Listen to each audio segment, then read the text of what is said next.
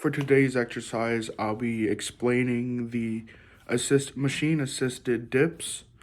Although I don't have a machine-assisted dip at my disposal to use, I will be creative and still demonstrate a dip just in a different variation. But if I were to do a dip with the assisted machine, you would first approach the machine, put your hands on the bars in a closed neutral grip. Then you would put your knees on the knee pads and use your shoulders to extend yourself up a bit so you can get on. You have to make sure to keep the spine in alignment, which means just looking forward and trying to maintain straight going down and up on the concentric and eccentric phase.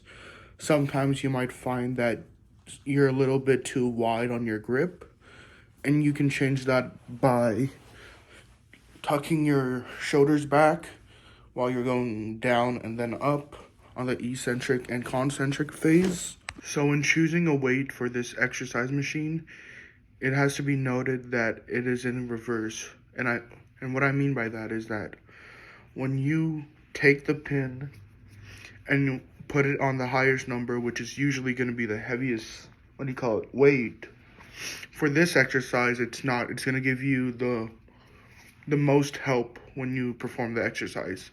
The higher you go on the stack of weights, the less help you will get when you perform the assisted dips. On the downward movement of the exercise, which is also known as the eccentric part of the exercise, you will begin to go down, and you will keep going down till your elbows are at a 90-degree angle. Make sure you have a little lean in your torso so that it keeps your spine in alignment and straight.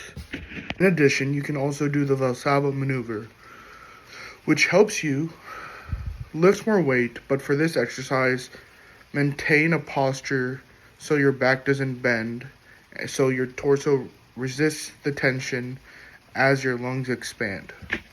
I will now demonstrate the dip exercise.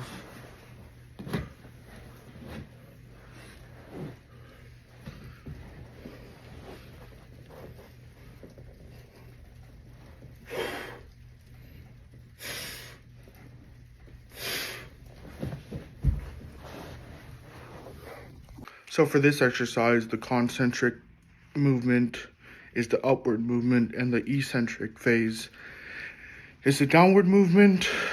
In the concentric phase, we have extension and elevation, and then we have extension for the shoulder joint, elevation for the girdle, and then flexion for the shoulder joint in the eccentric phase, and depression for the girdle. Then we have for the shoulder joint, pec major, and for the girdle we have lower traps. For the agonist and for the antagonist, we have the lats and the upper traps with shoulder joint and girdle respectively. Then this exercise happens in the sagittal plane, or I should say, in the sagittal plane. Then we have frontal and sagittal. Oh wait, no, scrap that. Sorry. We have this is a bilateral exercise and multi-jointed.